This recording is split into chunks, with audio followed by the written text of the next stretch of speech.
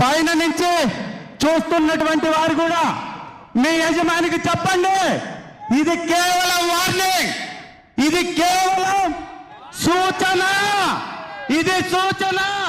వారాంతపు పలుకుల పేరుతో పిచ్చి పలుకులు పలికినటువంటి పిచ్చి కుక్క రాధాకృష్ణ ఒక మనిషి జన్మ ఎత్తి వేరే వాళ్ళకి ఊడిగం చేస్తూ రాజకీయ వ్యభిచారిగా మారి తన రాజకీయ అవసరం కోసం తను పనిచేస్తున్నటువంటి యజమాని తెలుగుదేశం అధ్యక్షుడు చంద్రబాబు కోసం వైఎస్ఆర్ కాంగ్రెస్ పార్టీ నాయకుల్ని పార్టీని పదే పదే కించపరుస్తూ రోజు ప్రచురించేటటువంటి వార్తలు కాక మళ్ళీ వారాంతపు పలుకుల పేరుతో గజ్జి పట్టినటువంటి ఈ పిచ్చి కుక్క మా మహిళలని, మా భార్యలని కించపరుస్తూ తను చేసిన వ్యాఖ్యల్ని వెంటనే వెనక్కి తీసుకోవాలా. ఈరోజు శాంతియుతంగా నిరసన తెలియజేస్తున్నాం. మేము కేవలం క్షమాపణ కోరుతున్నాం. నిజంగా మేము దాడి చేయాలనుకుంటే, మేము మా సత్తా ఏంటో చూపించాలనుకుంటే, మా యొక్క వైఎస్ఆర్ కాంగ్రెస్ పార్టీ సత్తా ఏంటో చూపించాలనుకుంటే నువ్వు సరిపోవు రాధాకృష్ణ.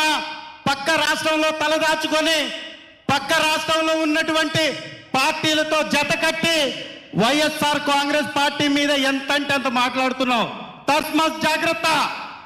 నువ్వు మాట్లాడినటువంటి నీ నాలుకతోటి మళ్ళీ నువ్వు సమాధానం చెప్పాలి. పైన నుంచి చూస్తున్నటువంటి వారు కూడా మీ యజమానికి చెప్పండి, ఇది కేవలం వార్నింగ్, ఇది కేవలం సూచన, ఇది సూచన. ఇంకా ఉధృతమైనటువంటి హెచ్చరిక కావాలనుకుంటే, మీకు ఫలితం కావాలనుకుంటే మీరు ఆగండి, లేదా క్షమాపణ చెప్పండి. మీలాగా పక్క పార్టీ కొమ్ముగాయం. మాకున్నది ఒకే జెండా, ఒకే అజెండా. ఇక్కడ ఒక పార్టీ, అక్కడ ఒక పార్టీ. మీ బతుకులు ఇక్కడ కోట్ల కోట్లు పరిగెత్తావు. సామాన్య జర్నలిస్ట్ గా ఉన్న నీకు ఇంత డబ్బు ఎక్కడి నుంచి వచ్చింది? నీ స్థాయి ఎక్కడి నుంచి వచ్చింది? చంద్రబాబుకి ఊడిగా చేసి కుప్పలు తెప్పలుగా అవినీతి సొమ్ముని వెనకేసుకొని ఇవాళ కారు కూతలు కూస్తున్నావు. ఇమ్మీడియట్ గా మహిళా లోకానికి క్షమాపణ చెప్పకపోతే మా దెబ్బేందో మీకు చూపిస్తామని తెలియజేస్తూ పోలీసు వారిని కూడా, అతను బాహాటంగా మా మహిళలను తిడుతుంటే కేసులు పెట్టరు. మేము శాంతియుతంగా ప్రజాస్వామ్యబద్ధంగా మేము నిరసన తెలియజేస్తుంటే మమ్మల్ని అడ్డుకునేటటువంటి ప్రయత్నం చేస్తున్నారు. ఎందుకంత భయం? ఈ రాష్ట్రానికి వచ్చి ఈ రాష్ట్రంలో సంపాదిస్తూ పక్క రాష్ట్రమైన ఆంధ్రప్రదేశ్ గురించి మాట్లాడే హక్కు నీకు ఎవడిచ్చాడు? నీ స్థాయి ఏంటి? ఒక కనీసం చిన్న వార్డు మెంబర్గా కూడా గెలవలేనటువంటి వ్యక్తులు ఇక్కడికి వచ్చి కోట్లు పడగేసి మాపై దాడి చేస్తున్నారు. ఇదే చివరి ఆఖరి హెచ్చరిక. ఇమ్మీడియట్ గా క్షమాపణ చెప్పకపోతే మా దెబ్బేందో మీ ఆఫీస్ కూడా చూస్తుందని మీకు తెలియజేస్తూ క్షమాపణ చెప్పవలసిందిగా డిమాండ్ చేస్తున్నాం. Thank you. పైన నుంచి చూస్తున్నటువంటి వారు కూడా మీ యజమానికి చెప్పండి, ఇది కేవలం వార్నింగ్, ఇది కేవలం సూచన, ఇది సూచన. వారాంతపు పలుకుల పేరుతో పిచ్చి పలుకులు పలికినటువంటి పిచ్చి కుక్క రాధాకృష్ణ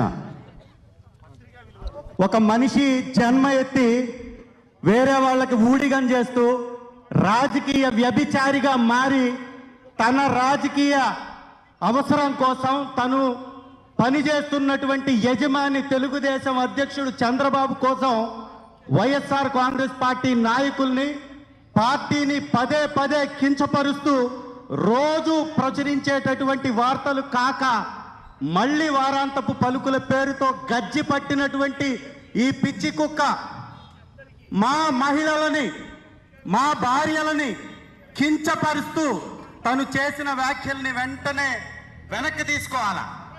ఈరోజు శాంతియుతంగా నిరసన తెలియజేస్తున్నాం. మేము కేవలం క్షమాపణ కోరుతున్నాం. నిజంగా మేము దాడి చేయాలనుకుంటే, మేము మా సత్తా ఏంటో చూపించాలనుకుంటే, మా యొక్క వైఎస్ఆర్ కాంగ్రెస్ పార్టీ సత్తా ఏంటో చూపించాలనుకుంటే నువ్వు సరిపోవు రాధాకృష్ణ. పక్క రాష్ట్రంలో తలదాచుకొని పక్క రాష్ట్రంలో ఉన్నటువంటి పార్టీలతో జత కట్టి వైఎస్ఆర్ కాంగ్రెస్ పార్టీ మీద ఎంతంటే అంత మాట్లాడుతున్నావు. తస్మత్ జాగ్రత్త.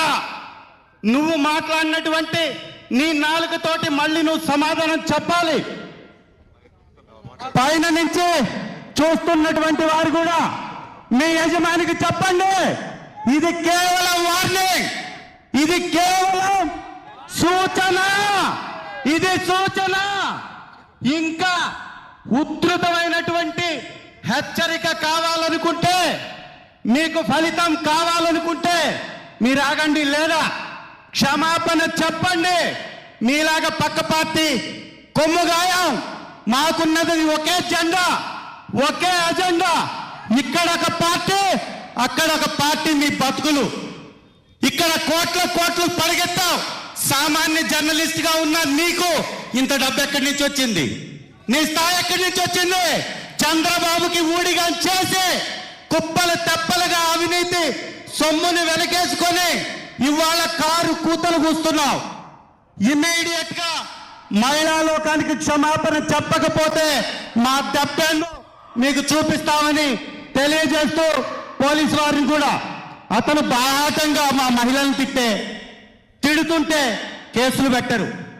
మేము శాంతియుతంగా ప్రజాస్వామ్యబద్ధంగా మేము నిరసన తెలియజేస్తుంటే మమ్మల్ని అడ్డుకునేటటువంటి ప్రయత్నం చేస్తున్నారు.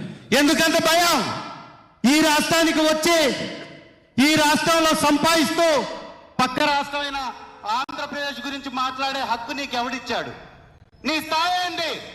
ఒక కనీసం చిన్న వార్డు మెంబర్ గా కూడా గెలవలేనటువంటి వ్యక్తులు ఇక్కడికి వచ్చి కోట్లు పడిగేసి మాపై దాడి చేస్తున్నారు. ఇదే చివరి ఆఖరి హెచ్చరిక. ఇమ్మీడియట్ గా క్షమాపణ చెప్పకపోతే మా దెబ్బేందో మీ ఆఫీస్ కూడా చూస్తుందని మీకు తెలియజేస్తూ క్షమాపణ చెప్పవలసిందిగా డిమాండ్ చేస్తున్నాం. Thank you.